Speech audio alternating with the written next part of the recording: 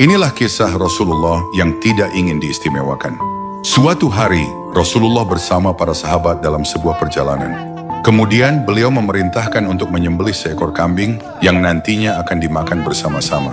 Salah seorang sahabat berkata, "Wahai Rasul, biar aku yang menyembelihnya." Sahabat lain pun menyaut, "Saya yang akan menguliti kulitnya." Yang lain pun berkata, "Biar aku yang memasaknya." Lalu Rasulullah berkata, "Aku akan mengumpulkan kayu bakar untuk memasaknya."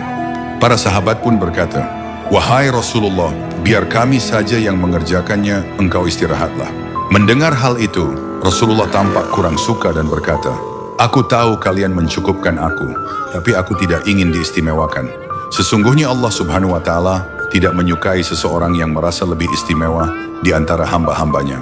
Meski Rasulullah dihormati dan dicintai, beliau tetap ingin ikut bekerja dan tak ingin berbeda dari. Saat Rasulullah hendak bertemu dengan Allah, beliau teringat kisah Nabi Musa dengan sendalnya. Kemudian Rasulullah pun melepas sendalnya karena memahami adab ketika bertemu dengan Allah Subhanahu wa Ta'ala. Namun, Allah berkata, "Ya Muhammad, pakailah sandalmu, karena seluruh penjuru langit berebut minta diinjak oleh sandalmu." Ketika langit diinjak oleh Rasulullah, kegembiraan langit terlihat tak seperti biasanya. Malaikat Jibril pun hanya geleng-geleng melihatnya. Karena saking sayangnya Allah kepada Rasul, sandalnya pun disuruh ikut. Kemudian Rasulullah berkata kepada Jibril, "Wahai Jibril, engkau pernah mengatakan, jikalau engkau bertemu dengan Allah, maka engkau akan hancur, padahal dirimu terbuat dari cahaya. Lalu bagaimana denganku?" Jibril menjawab, "Benar ya Rasulullah, namun aku bukan terbuat dari cahaya Allah, sedangkan engkau tercipta dari setengah cahayanya." Part kedua. Ketika Rasulullah sampai di langit ketujuh dan hendak naik satu tingkat lagi menuju Sidratul Muntaha, maka malaikat Jibril pun mundur. Lalu Rasulullah berkata kepada malaikat Jibril, "Wahai Jibril, jangan tinggalkan aku seorang diri." Lalu malaikat Jibril menjawab, "Tidak ada daya bagi kami, sebab Allah memiliki tempat tertentu dan khusus yang tidak bisa kami lalui." Maka Rasulullah pun berkata, "Ayo jalan lagi bersamaku meskipun hanya setapak demi setapak." Malaikat Jibril pun akhirnya berjalan bersama Rasulullah setapak demi setapak memasuki Sidratul Muntaha, dan tak lama kemudian malaikat Jibril pun hampir terbakar oleh sebuah pancaran cahaya keagungan dan kemuliaan. Malaikat Jibril pun menjadi mengecil seperti burung pipit dan menjadi lemah. Kemudian Rasulullah pun melanjutkan perjalanannya ke Sidratul Muntaha seorang diri. Kisah ini mengajarkan bahwa hanya yang Allah kehendaki saja yang bisa bertemu dengan Allah. Bahkan malaikat Jibril, pemimpin para malaikat pun tidak mampu menahan pancaran cahaya Allah yang agung dan mulia. Nabiullah Hud diutus untuk kaum Ad yang merupakan penguasa di bumi pengganti kaum Nuh.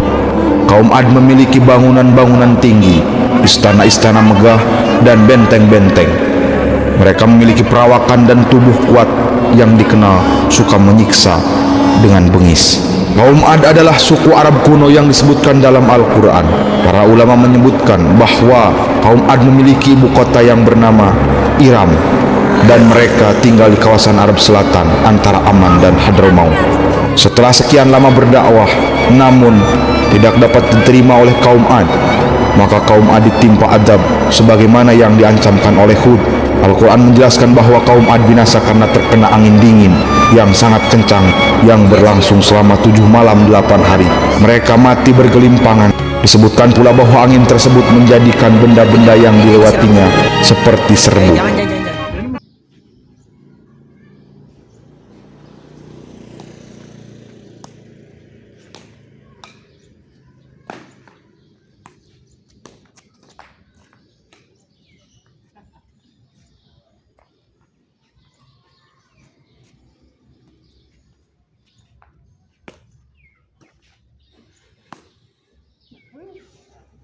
Kena gundulnya lagi ya, kena gundulnya lagi.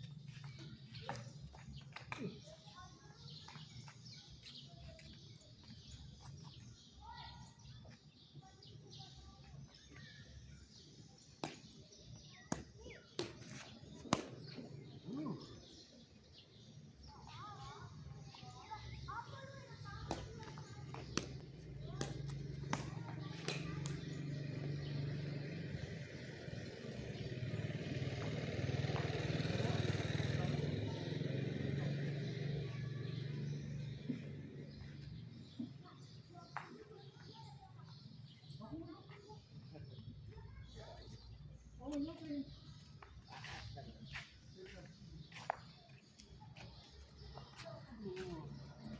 udah 5 menit.